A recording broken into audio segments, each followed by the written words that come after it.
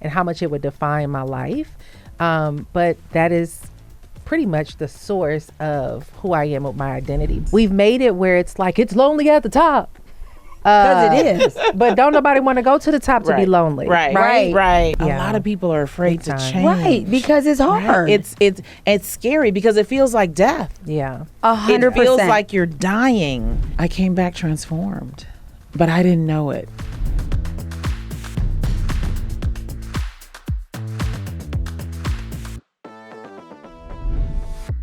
Welcome to the very first episode of CEO Sisters. I'm Sharonda Robinson, and I'm proud to be your host.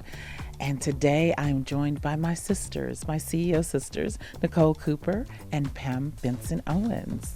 Hey. Hey. So Right on excited cue. to be here. So this is our first podcast, and we thought we would give you a little bit of insight and background as to why we're here, what we are doing here, and who we are. And so I'm going to ask these brilliant, beautiful, amazing ladies to introduce themselves. And then I've been asked to tell the origin story, like the behind the scenes, the truth, right? Absolutely. All right. Go ahead, Nicole. Awesome. Well, hey, y'all. I am Nicole Cooper, and I'm so excited to be here. I would say I can always go back to my age 11 and thinking about looking myself in the mirror and trying to figure out, why am I tall? Why are my eyes the color that they are? Why do I look the way that I look? Why do I live where I live? Wondering what is my purpose. And that defines my life for me. I have spent my entire life in pursuit of purpose with the intent to live on purpose. I had no idea I was asking that amazing question at such a young age and how much it would define my life. But that is pretty much the source of who I am with my identity. But when it comes down to what I do for a living, it led me to being an entrepreneur, getting into the wonderful world of internet marketing. And my whole mission is to help people take their gifts and talents and skills and purpose and turn it into a profit empire. And that is who I am. Okay. Thank you. I love Pam? it. Hello, Pamela Benson Owens. I started my life checking off all the boxes that were meant for me or told that I would be. Started into corporate America and realized there has to be something else than this. And then became an entrepreneur as well. Focused on organizational culture and the HR suite of services.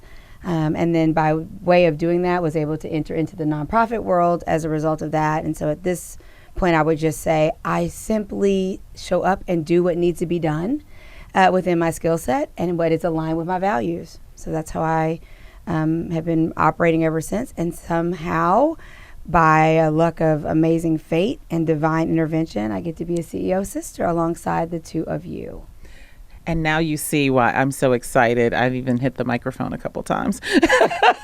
So excited to be joined by you ladies today. I was asked to tell the origin story and be incredibly, I think what you're going to get from us in every single episode is authenticity and vulnerability. If you have ever been a part of a mastermind or a part of a sisterhood of women who keep it real, right, we're going to be doing that on air for you in each episode. And the hope, the desire, the intention is to be able to support you so that you can move your life forward.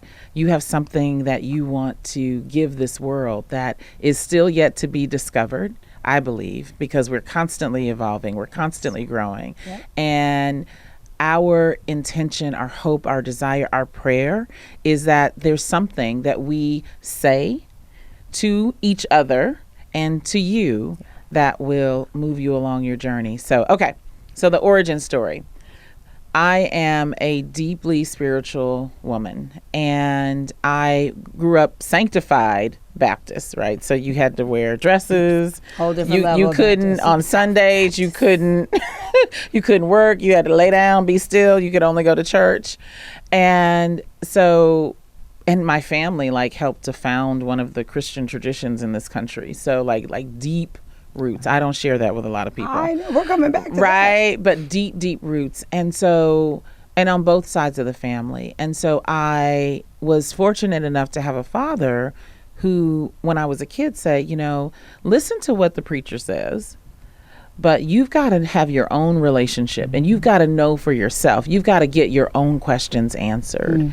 And that's kind of hard to do in a Southern Baptist tradition, right? It's like you take the orthodoxy of the church, you take the religiosity, and that's all you get. You don't question it, you don't ask questions. Right. But that was never me. And so I found myself looking for places and people to get my questions answered. And I discovered meditation. I discovered that I needed to be still, be quiet, because I kind of think I know a lot and can answer. I can figure it out, right? That I needed to be still and be quiet and really tap in to the resource that was inside of me. And a couple of years ago, I took a sabbatical from work. It was the first time that I've taken 3 weeks off of work. I've worked for 30 plus years. I've owned my own business. I'm a 4th generation entrepreneur. I do marketing and communications work. I'm a mom. I lead in the community. But it was the first time that I'd taken that much time because I felt like everybody needed me. And if I wasn't there, then everything would stop, right? Nothing could happen without me. But I also knew that I was running myself ragged and I needed the space. Yeah. And so I took this time, I call it my time on the mountainside. And I went to a meditation retreat for 3 weeks. But literally on a mountainside. Literally on a mountainside. And it was the first time that I've done meditation retreats before, like a day, 2 days, but not 3 weeks. It was the first time that I intentionally turned off my phone, got out my sketch pad, read, got my row of books to read, and sat down to spend time with my creator. Right. And that was my time devoted to, and I came back transformed, but I didn't know it. I came back with a new understanding of who I was and what I was capable of. It wasn't necessarily all conscious though. So I had these ideas. I was like, okay, I'm going to do this and I'm going to do that. I love it when we do that, right? It's like, okay, I'm going to go out and I'm going to go forth and conquer, knowing that, God is the doer. Right, right. But I decided that I wanted to lift a group of women because the narratives that we have around leadership and what sisterhood looks like, what I've seen on television, and no shade on the entertainment of Real Housewives of Atlanta and the Real Housewives series, but it was so negative. It wasn't one-sided. It was sure. one-sided. Yeah. It wasn't like, my sisters have come to my aid and to support. Yeah. Right. And when they don't call me out, they call me in. And I wanted to create a conversation around the world that we are better than this. Right. Right. And we have something to offer and something to give the world. And if we could just circle up, get next to each other and shine our light and give the advice, the insight and the resources and the support, then we would all be much better off. And more selfishly, I would be better off. Yeah. So CEO Sisters comes out of that deeply meditative space where I recognized that I'm really good at building platforms. I'm really good at creating spaces for people to come together. I'm really good at convening. I'm really good at shaping brands. And to be able to do that for a cause that is larger than myself. So that's what this is. And so we're doing podcasts, we're doing workshops, we're doing newsletters, we're bringing people together, retreats, that's right. Bringing people together. And this podcast is designed and comes out of this experience of, I want to be in truth.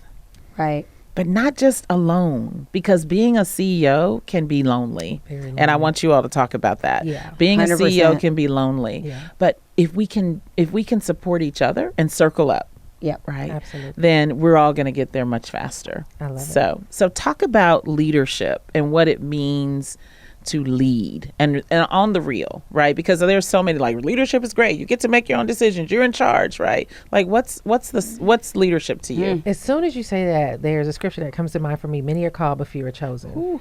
Bye. Slide.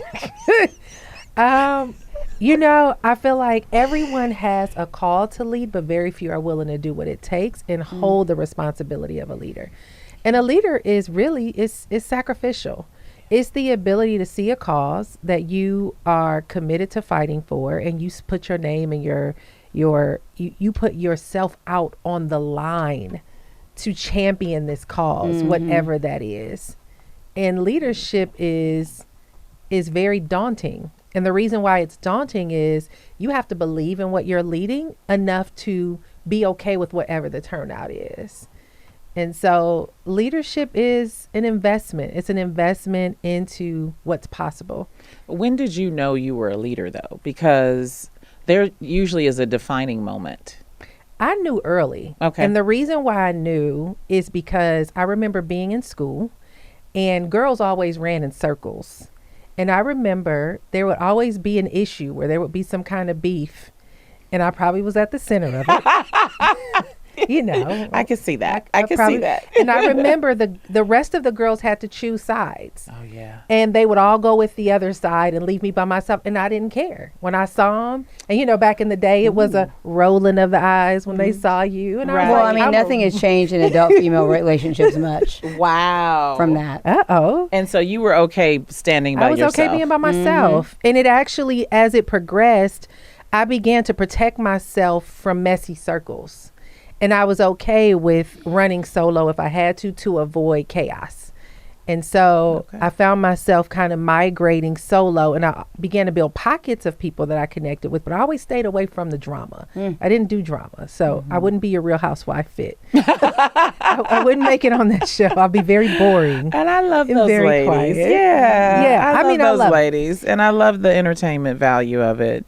Well, and it's we're hard more to show that. the full embodiment of somebody in an Yes. episode, Yes. right? Like, we're going to do our best here, but it's hard to do that. They're still going to see a snapshot of that. But I always say to people, I would be an amazing leader if there weren't people. From the Killing it. HR person, I'd be killing it. 1,000%. Yeah, 1,000% if there weren't humans involved.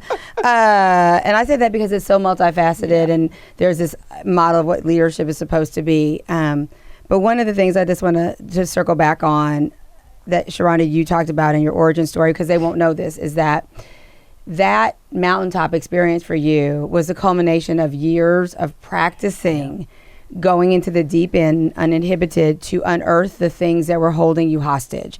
And I don't want to leave that off the story, because you didn't just wake up on a random Tuesday, go to the Right. mountain and come out. It was a culmination of a commitment to actually figure out who you were, to actually be intentional about how you were leading people so you didn't harm them. So I don't want to just leave that there. And so I think at the end of that, what you got to was, or what I've learned from you, is that you modeled what you have now made, Yeah. right? You model what you make. Yeah. And I think that's the starting point of CEO Sisters, that you got to a point where you were able to be at that intersection wholeheartedly and bring it forward with all the bumps, bruises, acknowledgments, joyful moments. That takes courage. And so when you start talking about leadership, especially for us, you cannot do it without, to your point, standing alone, a level of courage. And I just want to bring that into the space, because we don't talk about it. That's not found in a leadership book.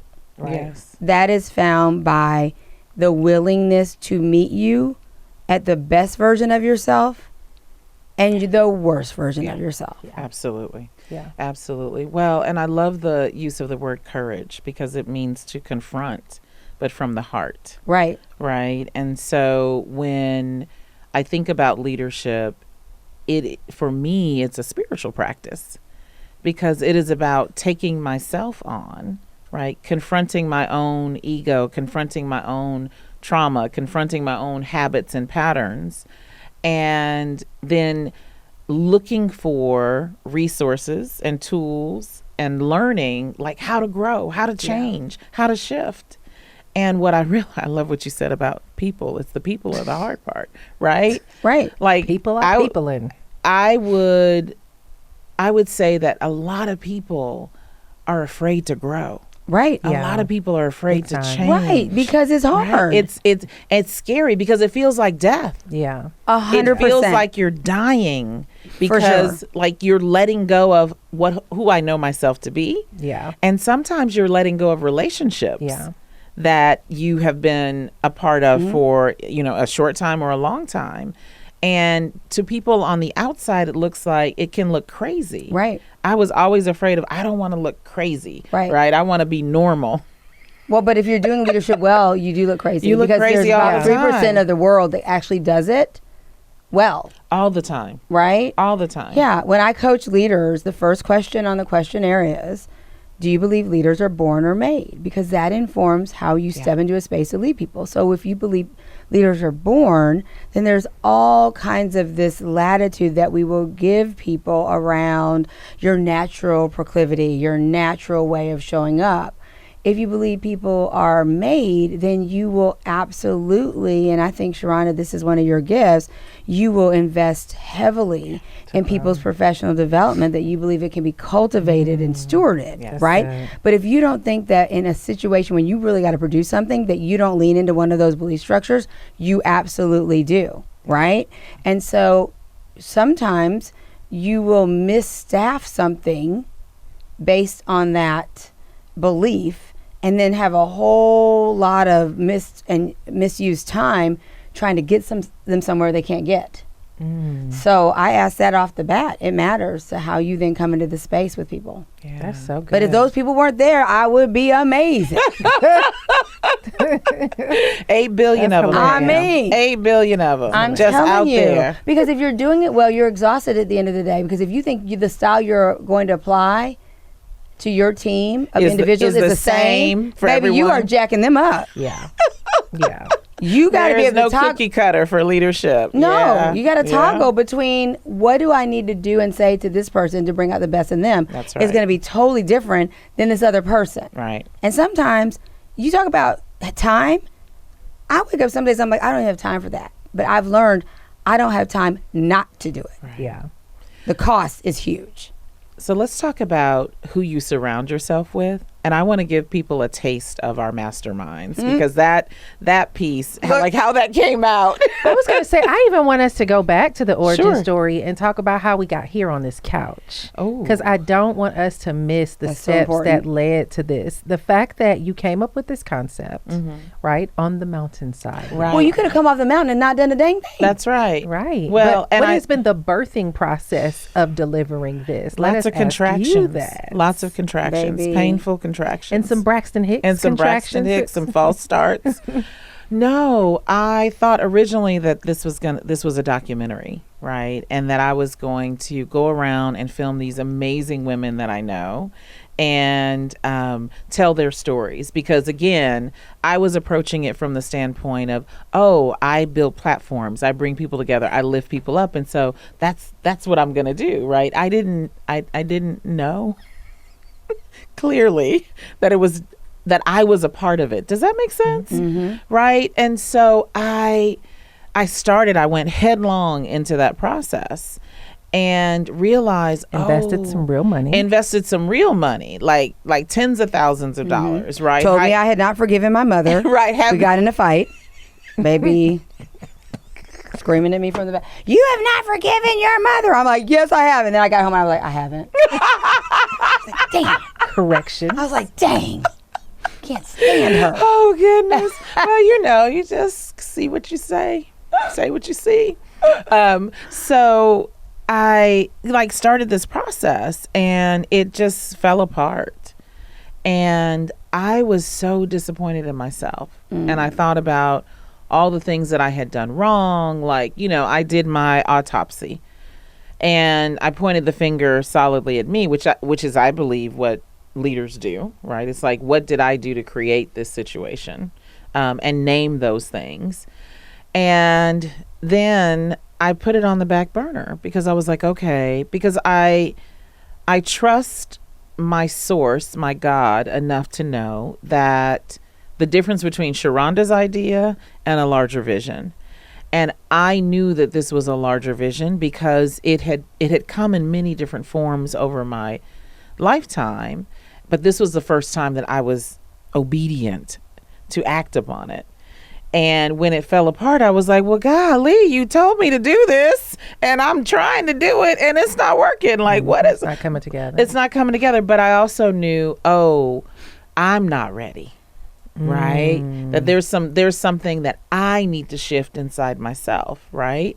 And so I didn't abandon it and be like, I'm never doing it again, because I have been quick to do that at times in my life. Like, I'm walking away, bye, you're dead, as Mr. That Wonderful says, that right? has its place. Like, you're dead to me. You're dead to me. And I don't know. I was talking to you, and you were talking about needing support When we started talking for again. your business. When I stopped being mad at after you got over that little tiff.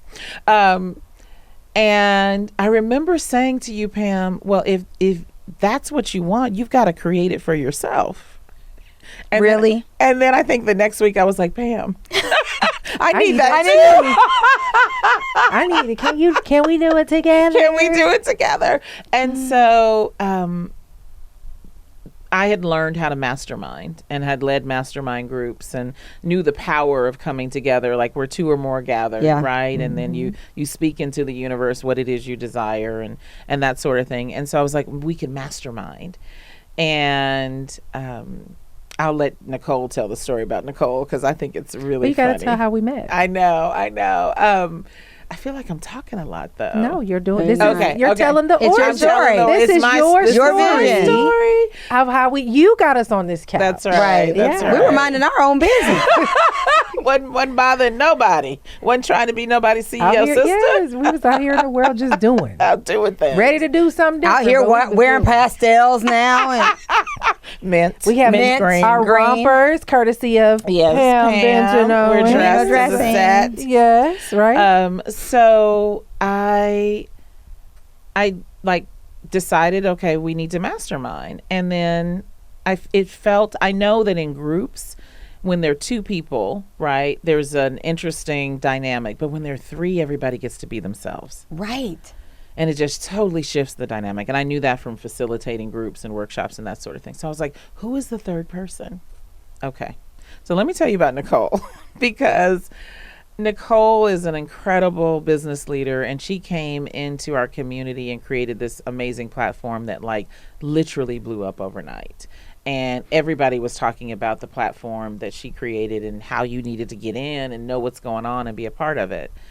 And you and I met at an event, and I was At a like, luncheon? at a luncheon. I was like, oh, nice lady, you know. And then a couple months later, I was hosting a dinner party at my house, and I had an extra seat. And I got this little tap on my shoulder, Nicole Cooper. And I was like, okay, so I think I emailed and then I called. I don't know how we can. Yeah. And I was like, you Nicole, found me like yeah, you do. I was like, Nicole, you do. come, would you be willing to come? And she was actually available, because Nicole is booked and busy. Right. All right. And she came to the dinner party, and we Where had was it again? At my house. Well, let's talk Private. about how significant that is. Oh 'cause she my doesn't let goodness, anybody because in her people home. don't come to my house. I know. Right? And that was the first dinner party I'd done since COVID. So it Wow. was like a big deal for me. And Nicole came to the dinner party. We had a wonderful conversation. It was a wonderful group of people. The food was amazing. We talked about travel. We talked about life. We just talked about all these things. And then, you know, she left. And the next day I was like, who is that woman? And how did she get to my house? So I literally called her. I said, you have to tell me who you are. I don't know anything about you. Tell me what are you doing? What do you do? Who are you?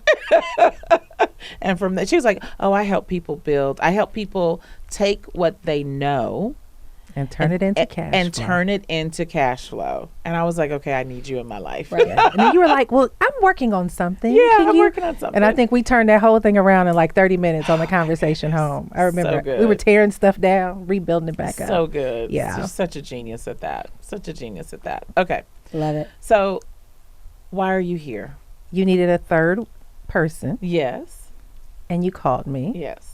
And you said, Nicole, I've been thinking about a mastermind. Now, me, on the other hand, I was ready to turn it into a business.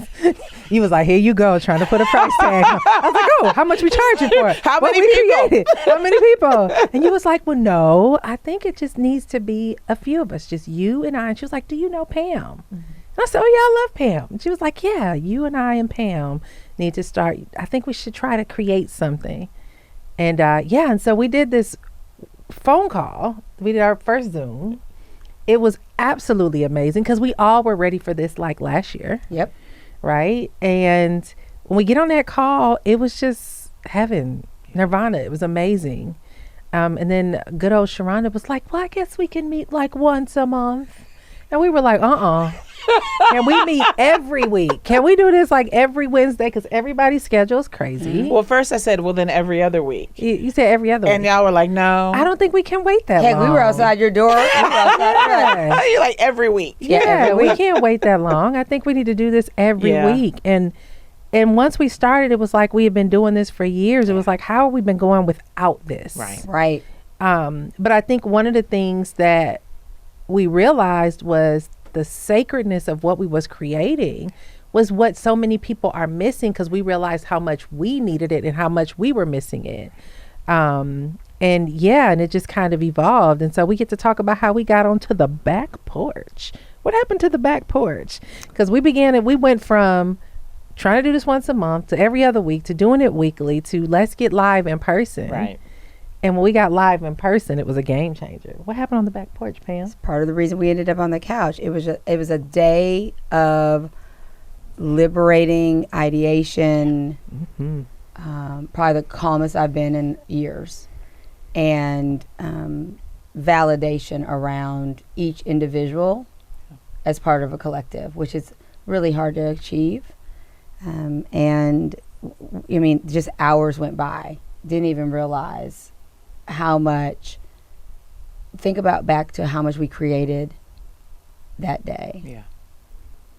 Just having the opportunity to sit with our ideas. Powerful. Well, and what I love about you ladies is that you each have your own thing, and you're each successful in your own right, as you have defined it, right? And it is the first time, and Nick and Pam, you've both spoken to this, where I don't feel like I have to lead, right? Like I can come into the conversation, I can come into the discussion, and I can actually get something from it, instead of being the one who's like, okay, and now we're going to do this, and now we're going to do this, and have the plan, and have the idea, and have the be able to implement it. And so to be able to create that space has been so life affirming for me. Yeah. I'm a better person Yeah. because I have the support that I have not had. I can't think of as a professional in a trusted, authentic space where I am seen and loved. And when you're a leader, when you're a CEO, it can be very dehumanizing because people expect you to know everything All Right. the time. and to know the answer. They expect you to be on. They expect you to be not emotionless, but the emotional range is very tight. Yeah. Right. And Well, you're not a human being in that space. You're not a No. human being. There's always No. a power dynamic, so they're talking in code. You're never sure if they're really saying That's the right. real truth. That's right. Because of the power dynamic. And so you are really actually not a human being. You are a resource. Yes. Yeah. And Right. you're not allowed to have mistakes. You're not allowed Right. to have challenges or be flawed. You are forced to find solutions for every problem that exists, and you are held high that if you do anything wrong, Right. the judgment sword is coming after you. And I one of the things that I love is when you created this circle, it was because the isolation that we face as leaders, understanding that is a major issue. And I think the problem with that is we've romanticized that. Yes. We've made it where it's like it's lonely at the top. Because it is. But don't nobody want to go to the top to be Right. lonely. Right. That's not it not, especially when you have so many other people that are going there. Why are we giving permission for that to even exist when we're all, those of us that are on this journey understand what we're facing? That's right. And what I love is that you wanted to create and cultivate a safe space for leaders to A connect. brave space. A brave space where we were not dealing with the dehumanizing or dealing with the judgment or dealing with all these different elements that we deal with, because we talked about this the other day. I remember being vulnerable and sharing stuff, and people just disappearing on me because it's like, oh, you're not supposed to have that as a child. You're not. You can't show any weakness. That's it's so a form of leadership. It's like a disappointment to people. Like, oh, Yeah. you can't have the same challenges that I face. Like, you're up here and I'm here, and it's like, Right. no, we're human. We just chose to take more responsibility in a role in our life. It is not that we are up here and you're down here. We just chose to take. We are choosing to get on the front line. It's almost like you're on the front line of a battle. That's right. Where you're going to be the general. That's right. Where you're willing to take the first bullet that comes to lead your people, and people don't understand. Right. I tell people too, what we do is a calling. It's not selective. We don't choose to be where we are. Because I wouldn't choose. I would this. not choose it. Right. Look, you see the individual contributors going by, the bottom feeding mediocrity ones. They are happy at 5, baby. They're in their car. They are heading home. They have gone home. They're at the happy hour. At 4:59. They're at the happy hour. At 4:59. Please, And I their mean, brain shut down at 3 o'clock. It looks attractive At 3, I'm done. wish I'm I could just do sitting that. here after on the the 2-hour lunch break. I mean, they look Right. really happy. Yeah. And Exactly. I don't believe that a lot of leaders even now have a desire to, they don't feel like they can even find the safe spaces. I think they find performative spaces. They join the organizations and the associations, and you're in the banquets and the galas, and you're in these rooms, but you can never be honestly who you really are. You're always in performance. You're always having to put on this image. You're always having to put on this face. And I feel like what we discovered in the first call, which was awesome, because I don't know what happened in that first call, but we jumped right into it. It was like, listen, I think we went around the room, and it was like, and by the time it was like, oh, we going there. It was like formal for 2 minutes. Right. Yeah, we going all the way Yeah. there. Like, let's have a real conversation. And when we got into this place of like going all the way in, the level of revelation we got, we was like, oh, we need to talk about this out loud. Right. But it was the in public. what and the how. So what started happening for me very quickly was my to-do list of messy leadership crap. I was like, got it, figured it out. She checked me on that. It started moving the way I work to have a trusted place to just like, I just need somebody to check me on this, or I'm about to slap the like I'm about to act a fool. I'm sorry, edit that out. She's in HR. Edit it out. But I'm like, No, this leave one, it in, 'cause like that's this one right sometimes you here. feel Like, that way. I need a redirect on this Yeah. right here, and y'all be like, oh, I think it's this. But sometimes you are too close to it. Yeah. To see walk it. out of it. Yeah. So I need a trusted place to be able to say, I really don't know the answer to this, Right. and that has been life-giving. Life changing. And so here's what I want us to talk about. So we began to think about ways to bring this out. Remember, Right. we talked about I kept God. seeing stages. Right? This is funny, y'all. But I kept seeing stages. I was like, I think we need to take this on the road. I Yes. think we need to really get in some rooms and give permission for those who are, you know, highly ambitious. Because checking y'all the are incredible boxes. on stage, right? Like, you already have your own platforms, and you're already going around the country on stages and working with groups. And We so are. We are. Yes, Already. Right. We are already. Okay, I'm going to work on this. Yes, Because ma'am, ma'am. how many stages are you on a monthly basis? But again, what a gift it is to not have to facilitate it. Yes. So I think that's what's powerful about this. It's like, Yeah. totally feel comfortable in y'all's hand. Like, I Right. totally know it's going to be great. But tell the truth. Tell the truth about how we started planning out this whole thing. Tell the truth about that. We came up with our 5-city tour, I remember, because we had the cities, and we were coming up with a name. And we were coming up with some amazing, clever names. Now, if They were anybody good. knows They were Miss good Sharonda names. Robinson, once we came up with a name, she was already on her team. Baby, she was like, buy this name, we that bought name, this every name, that name. URL. I don't know how much she gave GoDaddy that is. Whoever he gave. Man, GoDaddy got a I'm lot. gonna need us to get sponsored. That's GoDaddy. right. Come through, GoDaddy. Come on, GoDaddy. Or we gonna Come bleep that through. out. Yep. But she started buying up all the names, Yeah. and we settled on, what did we settle on, Pam? Reemergence. Reemergence. Yes. Right? It sounds It so rolls off the tongue. demure, right? So Sharonda goes in, buys all the domain names, right? Look, Naya's looking like, that's Sharonda. I think she done bought about 50 domain names, y'all, for the reemergence. And then when we get to Pam's house, so this is before Pam's house. We get to Pam's house on Pam's back porch, the famous back porch. Oh, goodness. And here goes Pam. I don't like that name. I think we should change that name.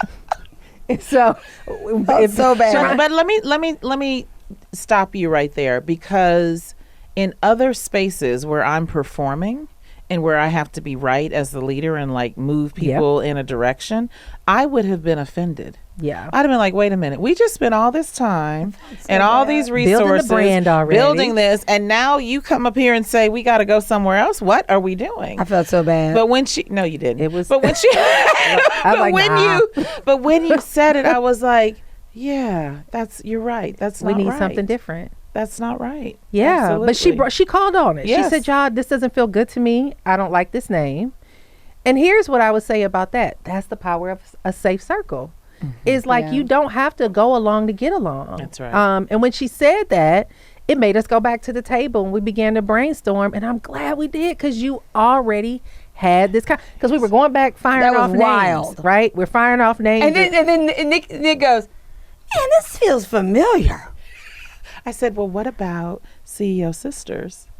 we was like, yeah, that's perfect. Because she already had it. She already had it. And we had already had the team you had already meeting. started working on it. We were talking about these brands that you Right. wanted to launch. Right. And I was like, why didn't we do that in the first place? And you were like, y'all, thank you. Yeah. And I was like, yeah, if you got the name, what are we doing? Like, why are we trying to recreate? I was stuck in like, oh, that didn't work. Right. And so I needed to figure something else out. Yeah. And I also didn't want to, because I think also as a leader, this idea of like imposing your will on other people, like people are taking leadership and direction from you. Wrong And people. so, Right. wrong people. Wrong people. Right, exactly. And so, I'm really sensitive to I that. know. And so I was like, well, I'm not going to offer something that isn't ours, if that makes sense. And in terms of the naming of it, because this is a group project, but yeah, it fits. It's And beautiful. I want to address but there's a that, though. security though. Because Yeah. here, yeah, I don't have to. Baby, just give me the corner of the couch. right. I'm in. Like Yeah. but that comes with maturity, right? And Yes. security. Yes. And I will say to you, this is the most beautiful failure ever. Yes. What if you did not, what if you stayed beholden to the first run and couldn't detach from the first run? This is the most epic fail ever. And I want to address the fact that the fear was, it was your idea That's that right. you came up with, right? And I think a lot of people sometimes in certain environments feel intimidated by somebody having an idea. What we don't understand is one person will get the idea and destiny helpers show up to lift Come the on idea. now. Right?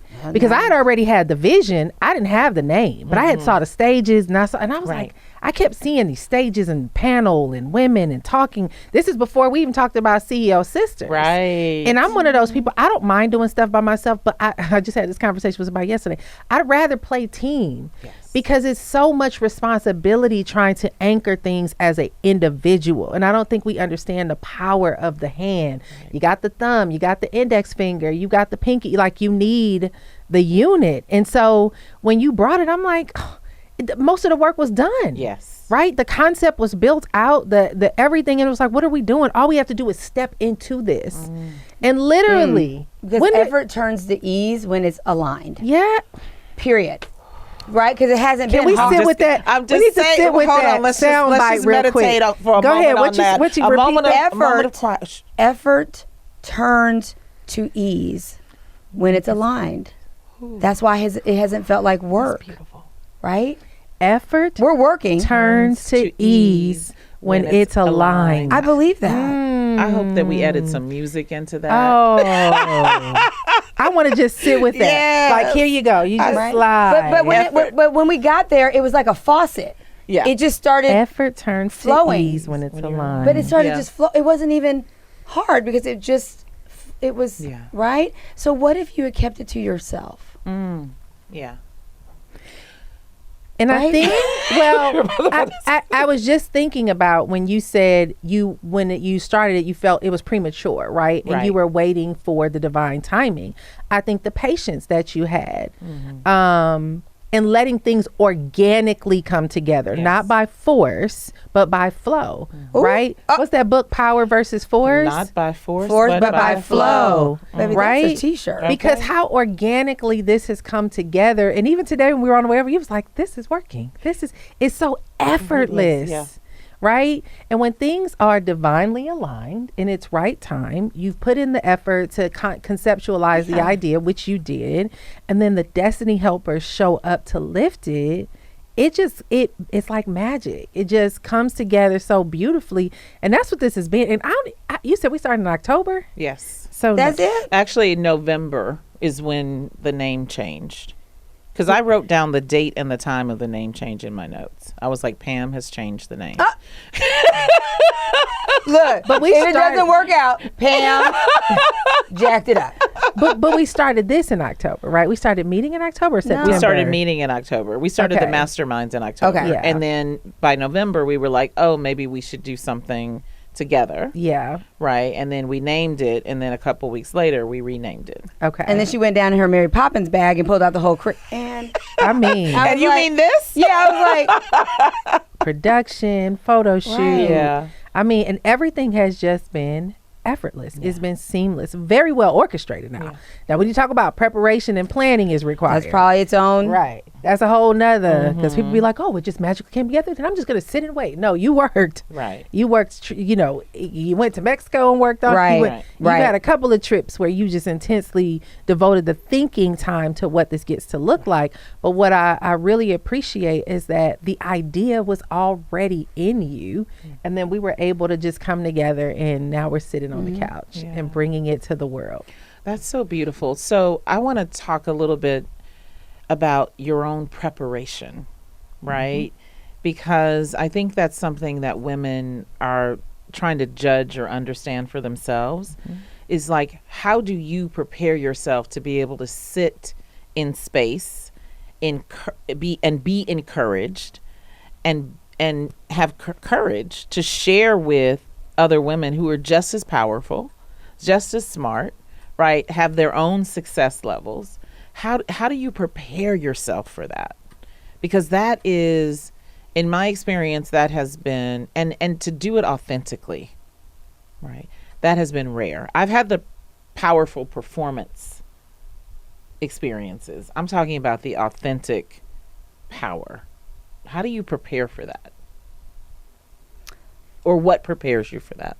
I will say that in a iteration of leading in an organization, I was leading an all-female team of color.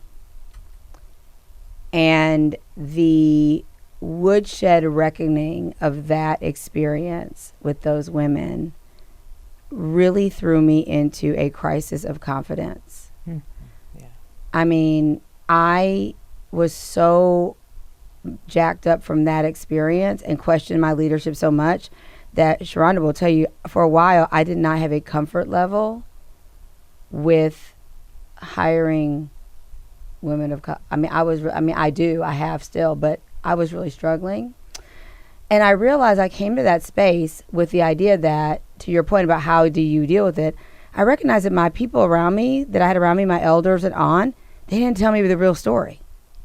So when I started uncovering like the actual truth about it, I was irritated. I'm like, why'd you tell me? That would have saved me 5 years if you had just told me The truth. Just tell me the truth. Right. So I went into that leadership experience committed to telling these women who were not ready for it Yes.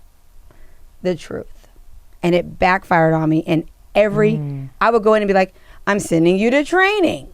And it came back violent, Resistant. vile, Yes. horrible. And I kept going, I'm going to coach you on this. And it came back ungrateful, funky, and Yes. jacked up.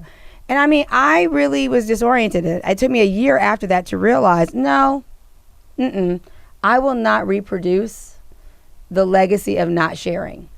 It's mine to extend, yours to accept, but I'm not going to not do it. Right. So that became the preparation for me, is that I have a commitment that I will not create any surprises for people around me that aren't a vacation to Tahiti Right. or something like that. Right. If any other surprise that you're going to get, I'm going to position you for it. I'm going to tell you about yourself.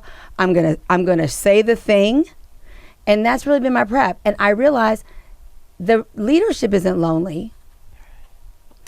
What's lonely is when you are sitting in a room not designed for you. Leadership isn't lonely.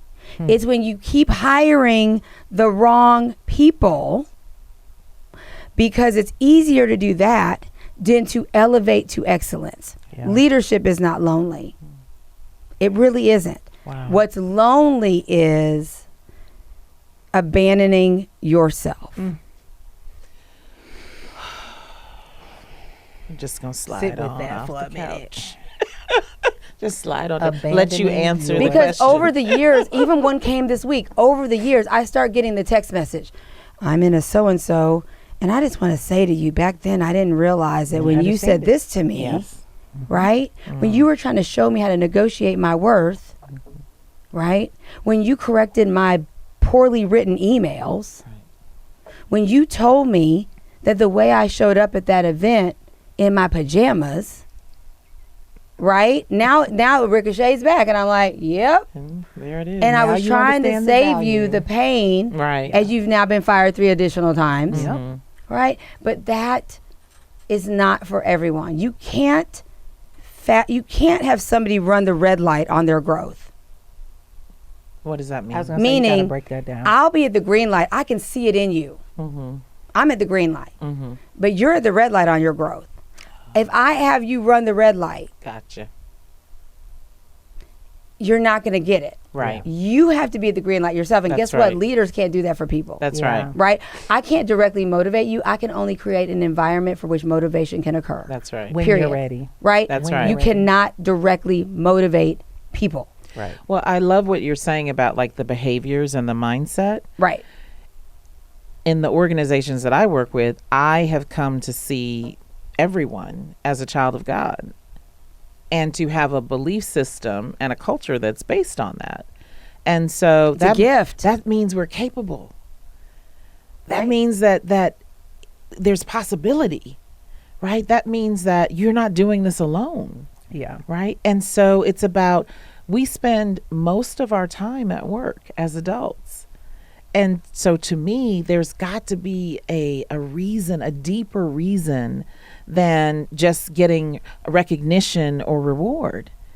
There's got to be a reason that speaks to who am I and how am I showing up in this space and what can I contribute? And so when we talk about leadership and we talk about like supporting people and moving into spaces in preparation, I think it is about the shaping, and that's what I hear you say, like the shaping of your mindset 100%. and how you see yourself. And so we're going to talk about identity, I think, a lot, because Yeah. that is a big part of showing up as a CEO sister. Yeah. And the sisterhood that is defined, that comes with that. But people Yeah. that aren't ready aren't bad people. They're just not ready. Yeah. Right? For sure. But I don't have time always to be in a position to help you get ready. And that's what I've had to face. That's been my shame. Yeah. Is like, I need to be really helping them. I actually don't have time to coach that. I need you to come locked and loaded, That's right? right. I need you to be able to hear a message and understand my intent. So the other week when I said something to Sharonda, she's like, okay, that one wasn't you, that one wasn't you, but that was your 4-year-old child kicking up. Right. I got to call you on that one. Right. Yeah. Right? And what if I had gotten offended and missed the gift of like, at least she told me, now help me course correct it. And every time you see me do that, bring me in. That's right. Because I want to be better than that. That's right. One of my favorite statements is when the student is ready, the teacher will arrive. Right? And it's knowing timing Yeah. is everything, and those who need to be there for your leadership will show up when it's necessary, and you'll know it. But to your question of the journey of getting here, preparation of getting here, I have a different journey. Sure. So I get to look at y'all like, oh man, I can't relate. Because corporate is different, right? Or you guys come from very formal circles. Right. Right? Where I was like, I can't do that.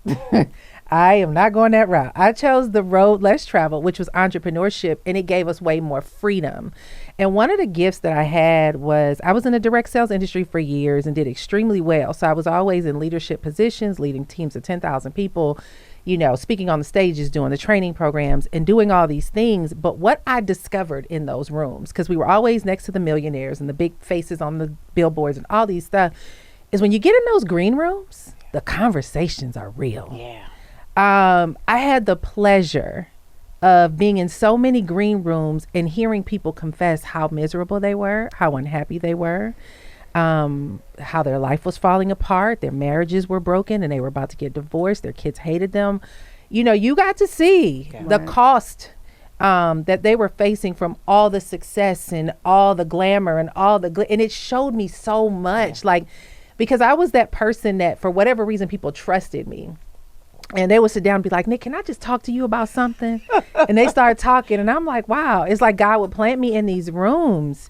And because of that, I would authentically support them and begin to build these relationships with these people where they couldn't talk. When you're at the table over dinner, the bill's $3,000, they get to throw their Amex down and it's a showcase.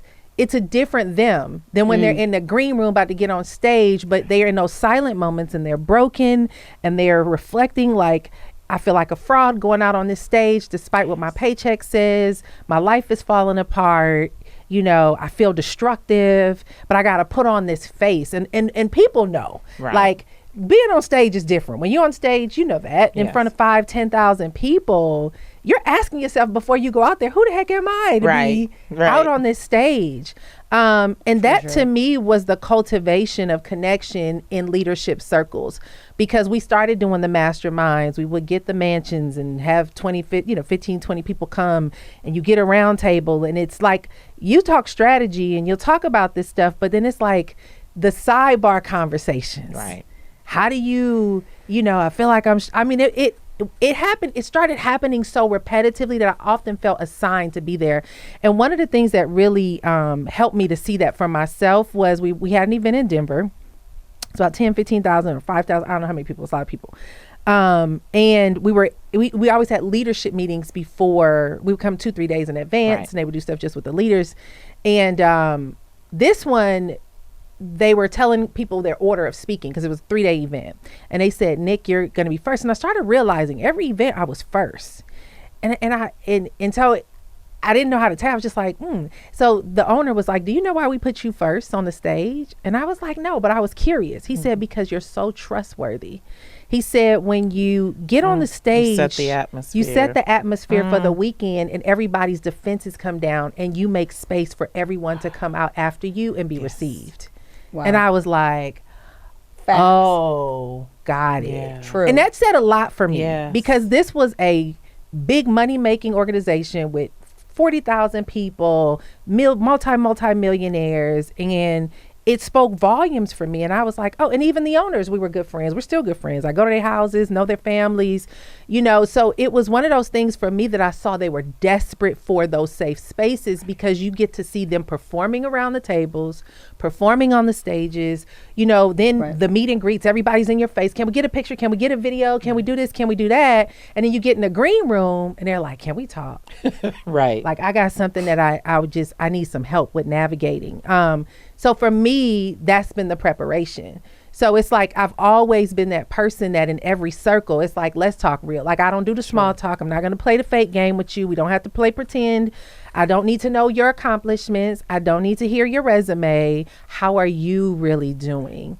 And that has been like a gateway for me to always want to be in environments or recreate those environments in the spaces moving forward. Mm-hmm. And you brought it to the table. Hey, let's do it. For the couch. To the couch. Let's do it. Okay. Couch. So I want each podcast to be able to hopefully inspire people, right? And for them to see themselves in this movement that we are a part of. I also want people to leave with practical tips, like how do I take all of this and just apply one thing? So is there a suggestion for something that people can become based on today's conversation? Like what is from this origin story? Like what would you say? that people can actually go, write it down, got it, implement. I think you hit the nail on the head earlier when you told Pam. I believe that we're called to create what we desire. I think that I often tell people God gives you the frustration about a problem because you're equipped to solve it. And I tell people, when you say the words, all you gotta do is, it's revealing your genius. Yes. Right? How many times are you looking at a problem or a way that somebody does something and you're like, all they got to do is this. If they would just do this, they could fix this and get it together. That's your assignment because they can't see what you see and you're called to create. And I think a lot of us miss that's a glimpse of identity. When you have an awareness of something that is broken and you know how to fix it, it's your assignment. Right. So my thing is think about the things that you've been frustrated about, the things that you keep saying, all they got to do. Or I wish somebody would. Because usually what you're wishing and hoping someone would do, or you're saying somebody could do something better if they did this, you're equipped and the one called to create it. Right. That's so good. Pam. I know. Pam is just she's really happy. Don't mistake that face. I'm just honing in on that. Like, I need to go home and think about that. That was all you got to do. Spot on. Is. I would say the practical advice I would say is, do not underestimate the power of the closed door. Okay. Right? That the vision part and what you want to do is never a straight line. We get disenchanted by the ride, right? People give up. Sometimes it's hard to watch people get right close to the destination and give up. I would say just don't underestimate the power of the closed door. There is something to be learned from that might catapult you onto the right road. Yeah. And don't get dismayed by the pothole or the detour or the rerouting, that there is a lot of information to be learned in that, and it's an important part of the ride. So good. So good. I would say that the cultivation of your intuition is really important, right, as a leader. And I believe that women are gifted with the ability to intuit. And so over the coming days, keep track of what your intuition, like that little tap on the shoulder, like Nicole, come to the dinner party, right? Keep track of that and notice when your intuition is speaking to you and what your intuition is speaking to you about. Because I think that those are sometimes big signs, like flashing signs, but also, really quiet nudges for your greatness, right? Well, thank you all, ladies, so much. So good. Nicole, so fun. And Pam. So proud of you. The first episode. Proud of you. In our matching rompers. Communal dressing on one of our episodes coming soon. Like store coming to you.